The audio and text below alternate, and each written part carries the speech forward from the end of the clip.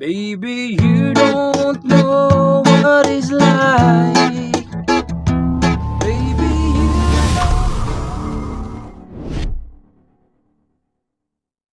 Hello mga ka-idol. So ngayon meron na naman akong ituturo sa inyong magandang kanta. So yung title pala nito ay yung To Love Somebody by Bee Gees. So itong kanta na to is napakaganda, no?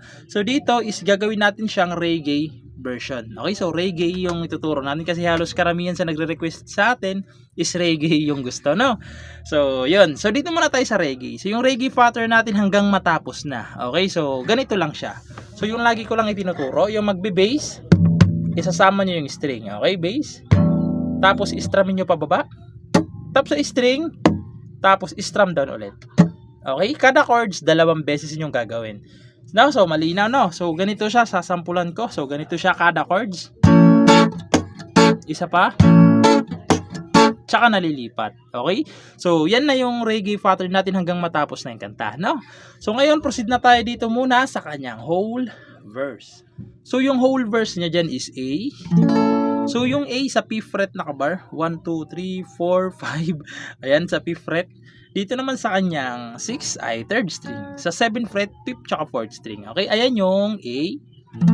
Sunod is B minor. So, yung B minor, nasa 7 fret na nakabar. 1, 2, 3, 4, 5, 6, 7. Babar nyo sa 7 fret. Dito naman sa 8, 9. Sa 9 fret ay 4th tsaka 5th string lang. Okay, ayan. B minor. Sunod is D. So, yung D, nasa 5th fret ulit nakabar. Yan ha, 5th fret nakabar. Dito naman sa 7 fret, 2nd string, 3rd tsaka 4th. Okay, so, ganyan. Yan. D. Tapos, babalik kayo ng A. Tapos, pupunta naman kayo ng G. So, yung G, para kayong naka-A, bumaba lang kayo ng dalawang fret. Okay? Ayan yung G. So, yung G, nasa 3rd fret nakabar, sa 4th fret, 3rd string, sa 5th fret, 5th, tsaka 4th string. Okay? Ayan yung G. Tapos, pupunta kayo ng A. Tapos, pupunta naman kayo ng E. So, yung E, nasa 7th fret nakabar. Okay? 7th fret. Dito naman sa 9 ay, okay, 7, 8, 9 sa 9th fret, 2nd, 3rd, tsaka 4th. Okay, ayan, E. Para kayong naka-D, na umusog lang naman kayo paurong dito ng dalawang fret. Okay, ayan yung E. Tapos, last D. Okay, yan yung whole tuloy. Oh, whole verse. No, whole verse na yan. So, yung mga chords na yan, dalawang beses nyo silang gagawin. Okay, 2 times nyo silang gagawin. No, so sasampulan ko para mas maintindihan nyo kung paano siya tugtugin. So, ganito naman siya kapag kinantahan sa verse. So, ganito siya. There's a light, a certain kind of light, never shone on me.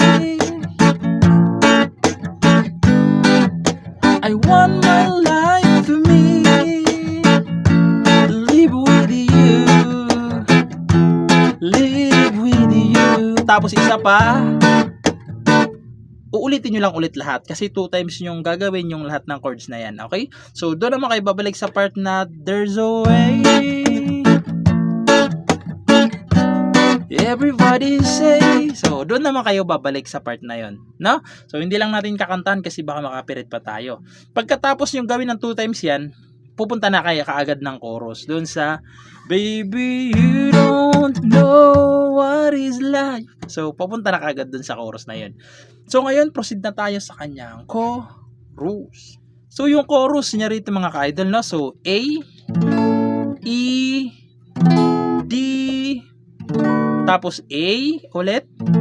Tapos sorry. Yung A, E, tapos D, 2 times nyo pala silang gagawin. Okay, dalawang beses, no? Sorry, nagkamali ako. 2 times yung gagawin yung tatlong chords na yan. Pag nagawa nyo ng dalawang beses, pupunta lang kayo ng isang A. Okay? So, ganito naman siya. Sasampulan ko para mas maintindihan nyo yung chorus niya. So, ganito siya sa chorus. Baby, you don't know what is like. 2 times, baby, you don't know what is like. To love somebody, they love you. Tapos, papasok yung interlude. So, yung interlude niya dyan mga ka-idol, A, tapos G, tapos D, tapos A ulit. Tapos magbe-verse na naman ulit. Okay? So, yun lang. Sana naintindihan nyo tong tutorial natin at nagustuhan nyo at good luck sa bago nyong matututunan.